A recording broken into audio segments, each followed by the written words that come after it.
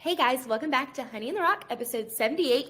I'm Sophie, and today I have such a fun guest. This is Jaida, Hi. and she is our first guest that is not in the US. And she actually lives in Canada, and so this is just I'm just excited for our conversation and to get to know her better. It was kind of random. Your Instagram popped up on my feed, or I don't know really how it happened, but I came across your page, and I was like, wait, she's so cute, and I followed you. Um, and then just for like a couple of months, I just kept watching you. And then I was like, okay, as I was praying about who the Lord had to be on the podcast, I was like, okay, wait, I'm going to message this girl because I was like, she's so cute. It says girly but godly. Like, I like that. So Yeah. I just sent you a message. And now we're here. So Yeah. thank you for having me on. Thank you for having me. This is such an honor. Yes. Okay. So tell them where you, well, no, never mind. I was going to say tell them where you live, but I didn't even know where you lived. Yeah. So it's in Canada. Yeah, I live in Manitoba, Canada. So, no, not a lot of people seem to know where that is, but it's just basically cold. That's all that you need to know. It's cold majority of the time. It has nothing cool on it. It's not Ontario or Toronto. It's not where the mountains are. We're just kind of in the prairies, but yeah. This is sweet. So we'll just dive right in, and you can start sharing your testimony. For sure. Yeah, so for those who don't know, my name is Jaida Anne, and I am the face behind Girly But Godly. I started that account when I was 13 years old, and I am now 20, so it's been a minute since I started.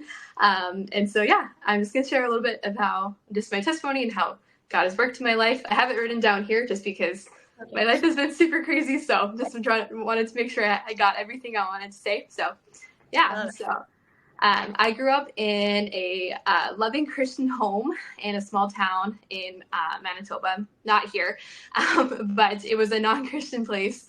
And so I was very fortunate to grow up in a Christian household. I always joke around that Christ was a big part of my upbringing before I was even conceived, because that's how important Christ was.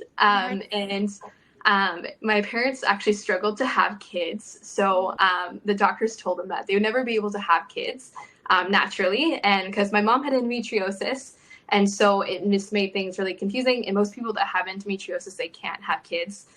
So I was actually born 10 years into their marriage. Okay. So I came a little late, but better than never.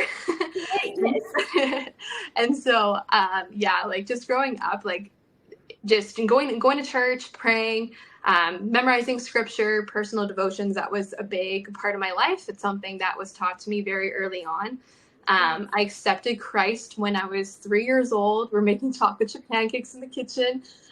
But I wouldn't say that I took my faith as my own until much later on in my life.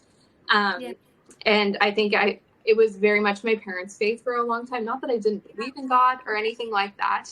And I definitely had transformational things that had happened that I was like, yeah, Jesus is real. But it wasn't I took it super seriously. So growing up, I attended a Christian private school that was in my town. And I attended there from kindergarten to the middle of grade 7.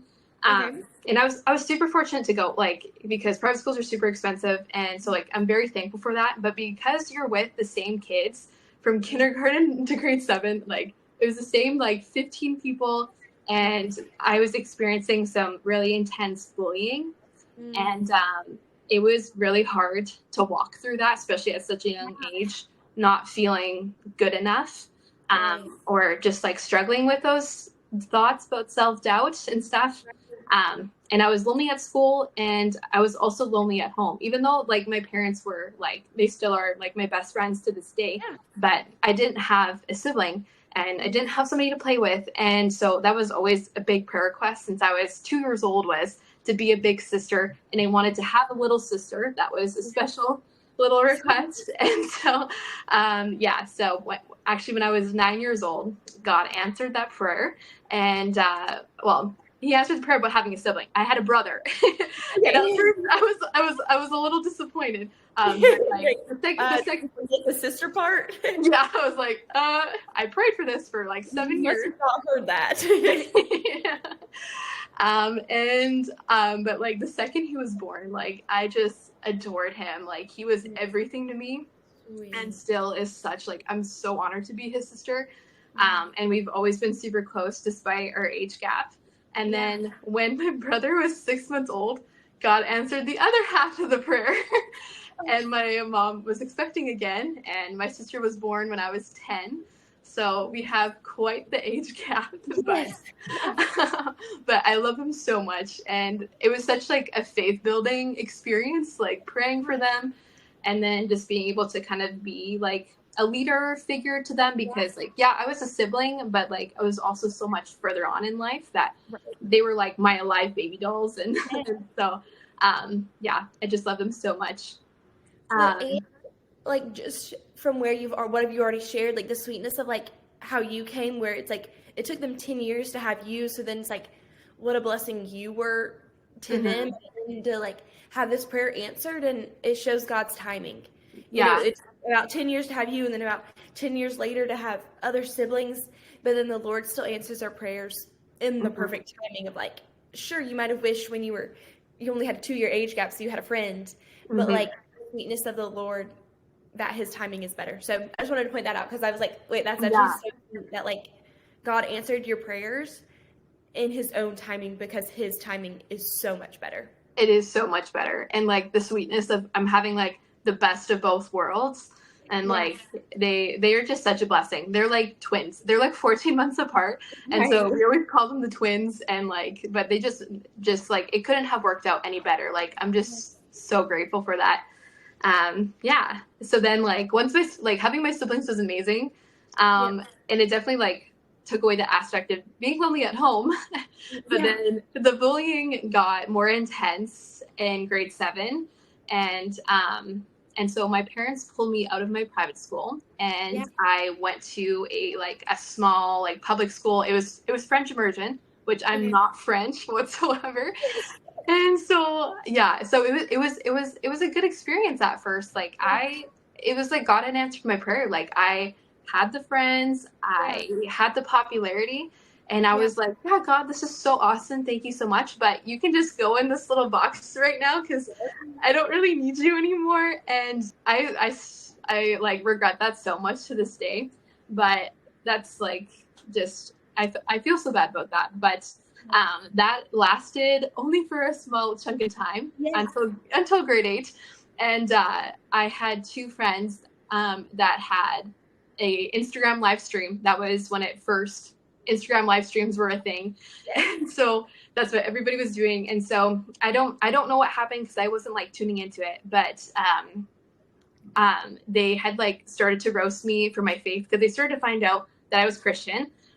Because like even though it's like a smaller town, and like even though we didn't really connect with like the private school, but we still would like do dance together, or we would do sports. And so just news kind of traveled, and as much as I tried to hide my faith, they found out about it. And growing up in a non-Christian place, that just didn't work out very well. And they were also tearing apart. My little sister had just gotten diagnosed with autism at that time. And just like the way I play basketball, and just like little things like that. And it was very traumatic for my little 13-year-old self. And it still like kind of stings in my heart to this day. But like our school division was so small, to the point that like almost everybody in the school division probably saw that live stream. And so I was getting like Snapchats saying that like I should die, and that I was worthless, and that nobody would ever love me ever again. And like that was so traumatizing. And so I would like sit at lunch alone every day, and after a month I was so tired feeling that way, and I had just been so disconnected from God for a long time. So I finally like re-downloaded the YouVersion Bible app on my phone, and I just started to like read through it again. And God was like pulling on my heart, and so I just started to like write in my notes app like kind of what I was feeling, and like what God was like slowly revealing to me. And then there was a verse that really stuck out during that time, and it's just kind of become my life verse ever since. And it's Ephesians 3:20. So now all to him who can do measurably more than we could ever ask or imagine, according to the power that is at work within us. And it was just a good reminder that God was more, that he could do like immeasurably more despite my circumstances, and that he was more than able to transform it. And so that's actually when Girly But Godly started. And it started off like very anonymously. but I was 13 when it started. And like, I didn't want like people from my school knowing that it was me. So they're very anonymous. And at first, Girly But Golly just started off as something to just numb the pain, but eventually it turned into so much more than that. And it became a passion of mine.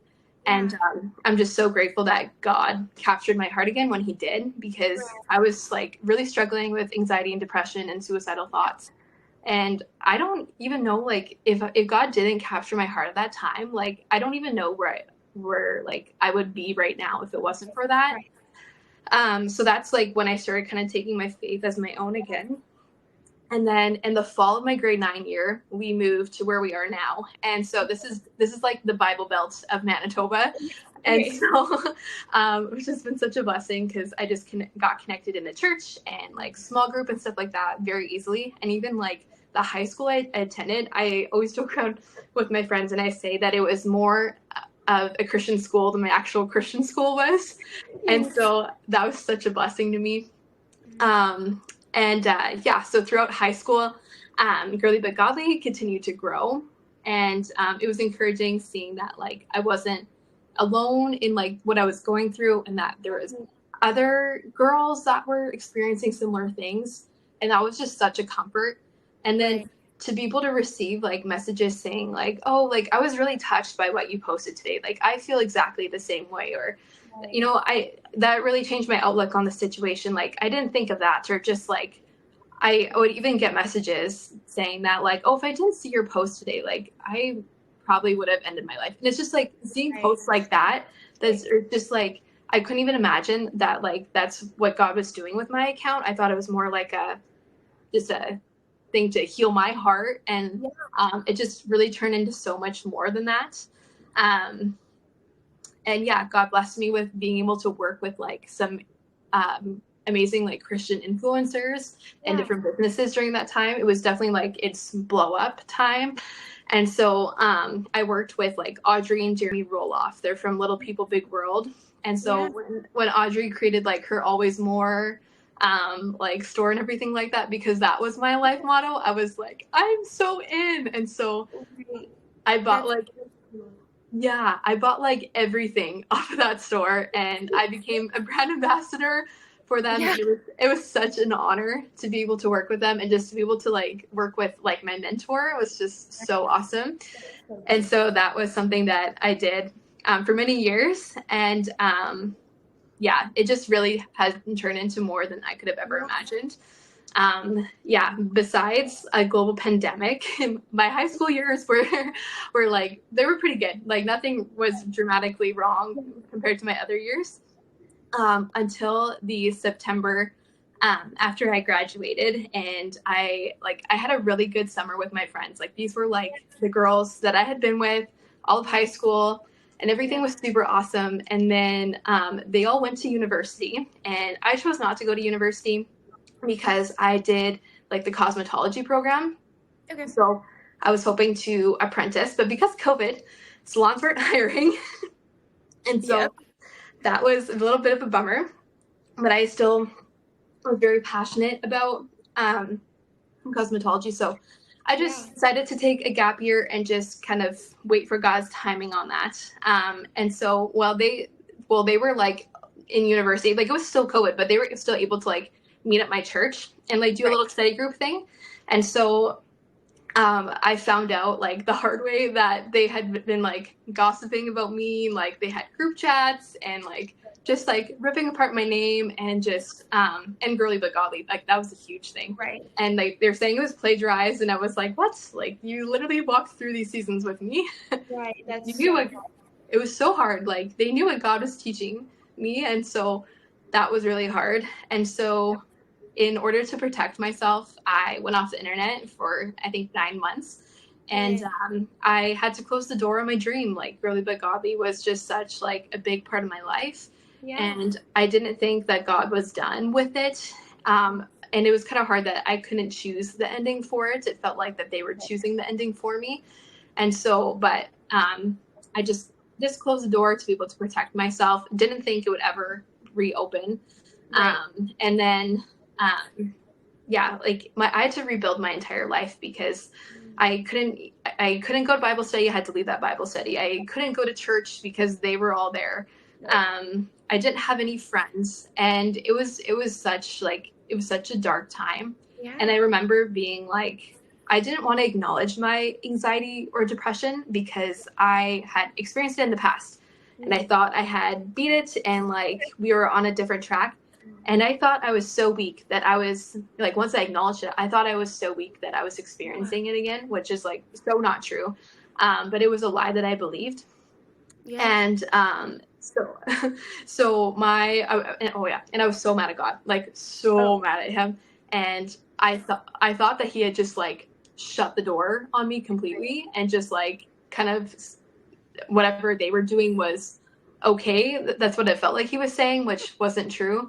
Right. Um, and so it wasn't until like my mom forced me to go to therapy that like things started to get better. And I'm so grateful that she got me to go to counseling. Yeah. Because I'll never forget like my first counseling session. Um, the counselor had told me like, Jada, if this situation ever gets better, like, will you praise God? And I Yeah. was like, hmm. And then she said, like, if everything that you had before, if that never gets returned to me, will you like still like follow God? Right. And I had to think about that. Yeah. Like what if, because I've literally lost everything. Like, what Mm. does this mean? And Right. and so like it was on that, like, it was a very gloomy December day, but I just remember it so vividly that like I just like knew in my bones that like that no, I need to fight this and things are going to get better, but I can't do this without the Lord's strength. Yeah. And so yeah, like it took a few months, but it was like March or February that I felt like that God had just like radically healed my heart. Mhm. And it was actually at that time that I met my husband, and that's not something I talk about on Girly But Godly, that I am married. And so I met my husband at that time, and and just that, like, it was such a God timing, like that's a whole other story, but it was basically like just I didn't want it, and I thought this was like God testing me, seeing Right. like if I would like just give it over and surrender it to him. And I was like, I just rebuilded my life. Like I can't afford for another human to come and destruct me right now. Right. But Right. no, God made a way in that. Yeah, God made a big way in that, and so happy how everything worked out. But yeah, then we got engaged in March of last year. Mhm. And then God had just kind of like tapped me on the shoulder, and he was like, yeah, so like, you remember like when you closed the door on Girly But Godly, like I'm not really done with that, Right. and I want you to like restart it. And I was like, no, no. Right. That's a um I was so, yeah, that's in the past. right. Like when I was doing it in high school, like I was so open about everything in my life. And Yeah. that like now seeing it, I was like a literal target to the enemy, because like everything was out there, and like Yep. anybody could have like used anything for ammunition against me. Yeah. And so like I had just lived such a private life, and I was not ready to like be even like on my own personal account. Like I barely share anything. And so I knew this was going to be hard. And then the sermon at church, like the following week, our pastor was talking about giving a blank check yes to the Lord. And I was Okay, just God. kind of like, I was like, okay, okay, I hear you. Right. But I was trying to like fight it. I was trying to Yeah. fight it. And like, because the pastor was talking about like, oh, maybe that is serving, or, tithing, or baptism, or anything like that. And I had done all those three things. Right. And so it really was like my quiet time with God, where I'd be driving in my commute into work, and he was like, no, I really need you to do this. And God slowly softened my heart towards the idea. And then, yeah, I started to make a little bit of a comeback while we were engaged. And then after we got married, then I've just felt like, yep, I'm in a good season. I'm in a good place. And yeah, that's just kind of been a little bit of my story. Well, okay, I have a couple questions. I want to Yes, go. yes, yes. Thank you for sharing all your story. First, but so I want to go back to your like middle school, and you were Yes. saying like you were being bullied, and you said like your Mhm. parents moved you to a different school. Yeah. Maybe for the listener who is struggling with being bullied, or because it seems like that just kept coming up in your life. And so, first, I want to say, like, I'm glad you were able to put that aside and stand up for who Jesus is and realize, like, actually, Jesus is worth it. And so, it's like, that's my first encouragement for the listeners is like, Jesus is worth it. And he never Mm-hmm. promised that it was going to be easy or perfect. And there's a verse, I don't know where it is in the Bible, but it's like, these people hated me. And so if you're following me, they're going to hate you too. And so like often as Yeah. Christians, like people are going to hate us too because we have this hope that they feel like they don't have, even though it's an invitation for everyone. And like people hated Jesus and Jesus is perfect.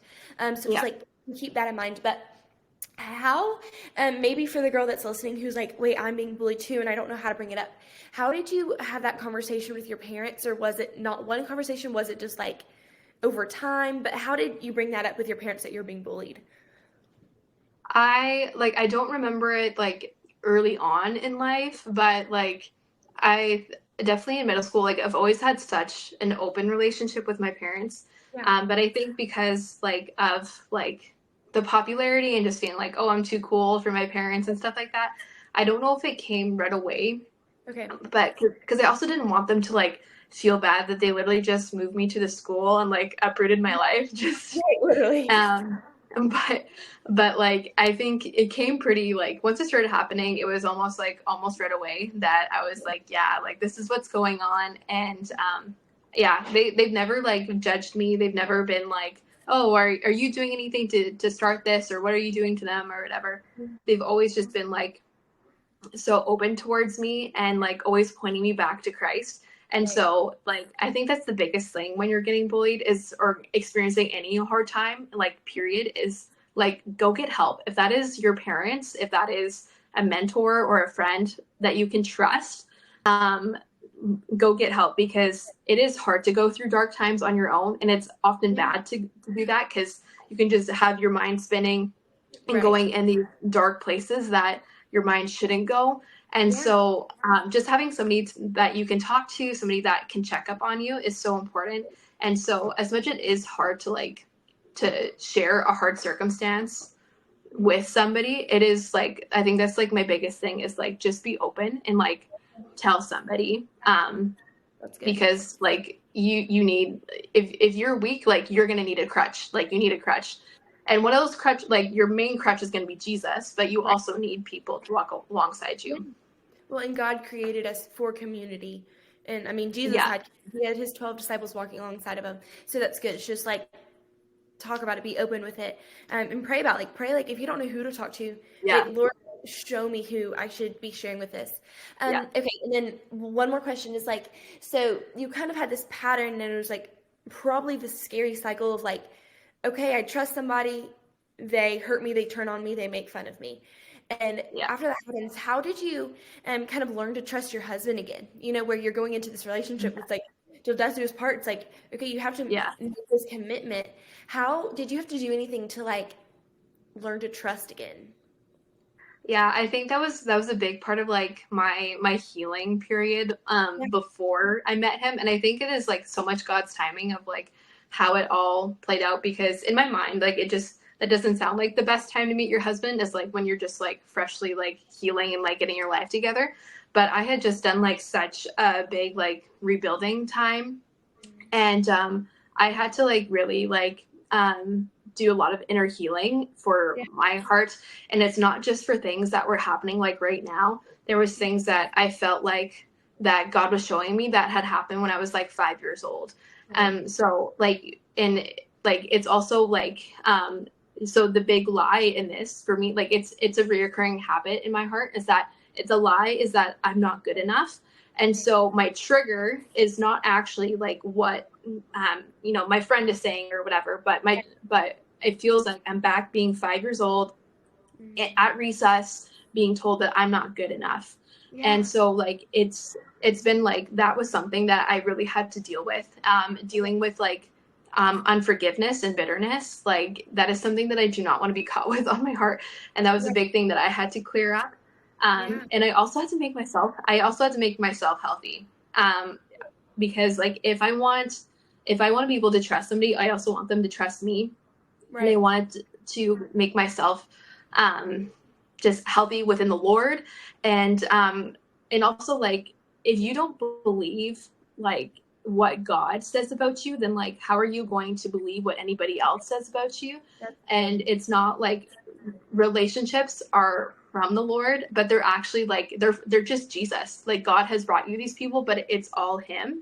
And so like if you don't know God's word and if it's not saturating your heart, then like you're just going to have unhealthy relationships. And like even when God's word is saturating your heart, you still are going to have unhealthy relationships. But if you have like those verses, like because memorization was such a big thing in my household that like I have like 5 verses that I cycle through all the time. When I feel, oh, I'm not good enough, I cycle through those 5 verses, and those help me combat those lies of the enemy.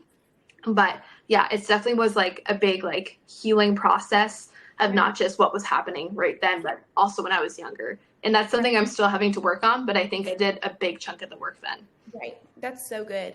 I love so many parts of your story that honestly, the evidence of God's timing is so clear.